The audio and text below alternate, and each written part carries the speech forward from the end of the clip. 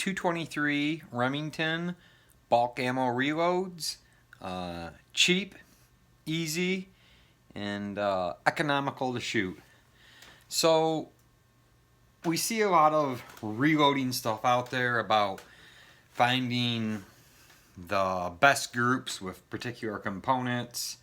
And I think something that gets overlooked a lot of times is that is fun, but it can also sometimes be costly in both components and time invested.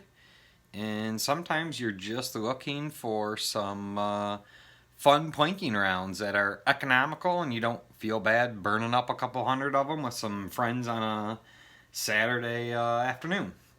So with that thought in mind, I'm going to talk about the components I'm choosing. We'll look a little over the reloading process, some shooting, and some final analyzation of the targets with some test shooting.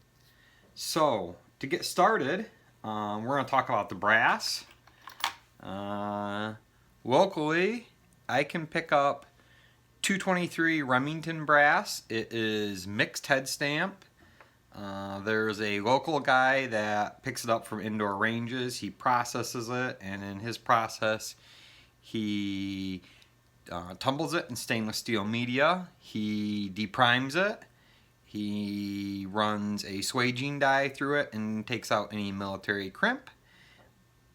Also full length sizes it and trims it in the process, and I can pick those up for $85 for 1,000 of them. The next thing we're going to talk about is the bullets. The bullets I selected here are a 62 grain boat tail hollow point. These are made actually by Hornady, but you will not find any info on them from Hornady themselves. You will only find them at Mid-South Shooter Supply.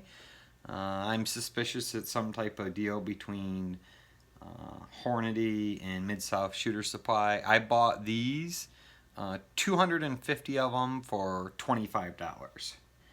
The third thing is I'm going to use some Winchester small rifle primers. I can get these locally from the local gun store for $30 for 1,000. And then finally, I'm going to use some CFE 223 Hodgkin powder for a few reasons. First, in this test sample, I'm going to load these on a single stage press just to produce some ammo for testing reasons. But then based on the test, if everything goes well, I want to ramp this up to be done progressively. And the ball type powder that CFE 223 is lends itself to being measured accurately through a powder thrower on a progressive press. So with that said, I did find some information on Hornady's website.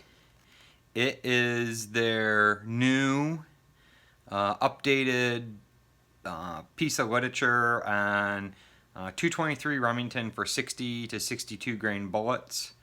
Like I said before, you will not find this boat tail hollow point, but they do list a 62 grain full metal jacket that is pretty much identical to the bullets I chose. If we go down and look at CFE 223, the starting charge is 24.5 and the max charge is 27.4. So I added those two charges up together and it comes up to a total of 51.9. Then I divided that 51.9 by 2 and it comes out to 25.9 grains. So with that said, I picked 26 grains as my charge weight on the CFE 223. The reason I did that was knowing that this brass is mixed head stamped. I don't want to run right down the line of a max charge and overpressure some of the rounds that have a less case capacity. So at this point I feel pretty safe taking the 26 grains of powder, running it through all the mixed head stamped, brass and being on the safe side. So with that said, I have a little Excel document I made here. All the components listed, broke down per price, and based on the 26 grain charge of CFE, I come up with a final price of 30.7 cents per round of this bulk ammo that I'm going to load. A quick search on the internet today, generally it looks like steel or brass cased ammo is selling right around the 42 cents a piece per round. You might be able to find a better deal, but just general quick search, that seems to be the going rate at the time of this video. So those are the components I'll be using. So let's take a look at the reloading process that I'm going to use. So like I mentioned earlier in the video, the brass that I am buying is fully processed and ready to be reloaded. I'm not going to go over the reloading process. I think a lot of us are familiar with that, but I did want to point out a few things. I have a Redding BR3 bench rest powder measure right here that's set up to throw 26 grains so we can accurately and quickly throw some powder charges. I have a bin of the bullets right here, and here is a bin of finished bullets or finished ammo that's ready to be loaded.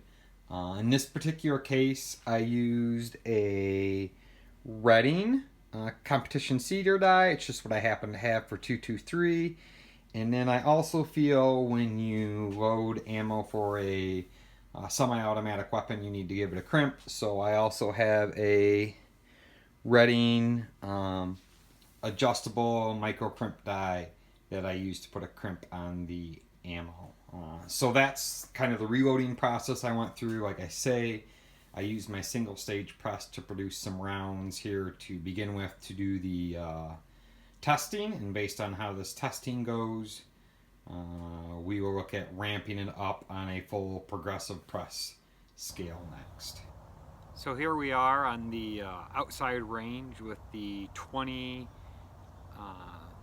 bulk bullet test bullets that I just loaded up. We're going to give these a shoot and see how they do.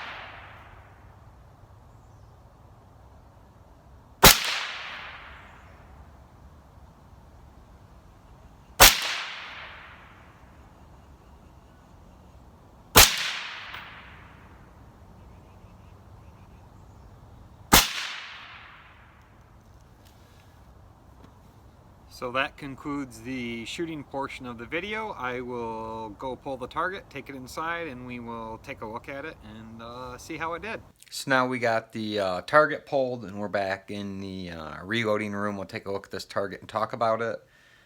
The gun I used in the video started out life as a stock Armalite AR-15. The only thing that's been modified on it is the free float handguard.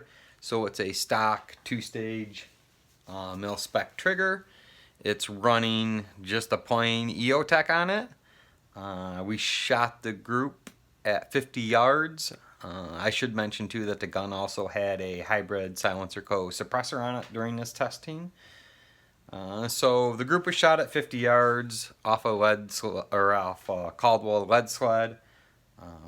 So with that said, this was the target that was produced for the 20 rounds.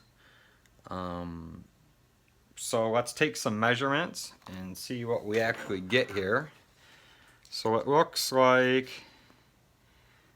if we go this way, we're right around 2 inches, and if we take a bullet diameter off, we come right out to about 1 3/4 inches, and it appears the same about this way across the measurement too. So we got roughly 1 3/4 inch group for 20 rounds at 50 yards. By no means is this stellar bolt action pinpoint precision, but for some just fun get together blasting, I personally think this is more than sufficient, and at the price point it makes it even more appealing.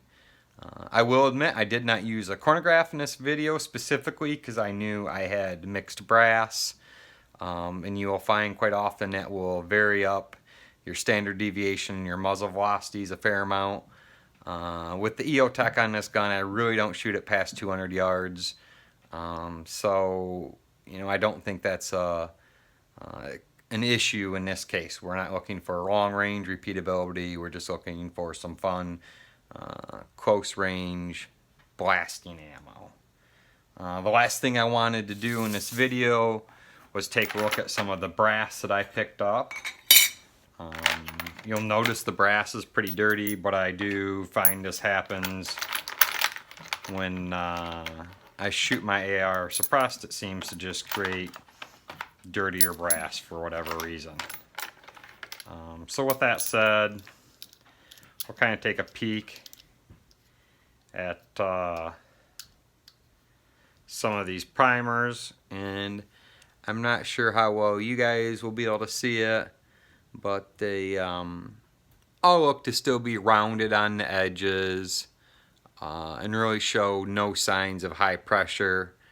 And a quick look at the head stamps in here. In this particular group that I picked up, we have some Winchester, some Lake City, there's a piece of Remington and a piece of PMC brass. So it's a fairly good mix across the board as far as the brass and the quality of it. With that said, if you have any comments or any suggestions on what you're doing to create bulk, cheap 223 Remington plinking ammo, leave me a comment and let me know. If you like this video, make sure you click the subscribe button in the upper left hand corner and then hit the bell icon once you do that to get notified when I upload future videos.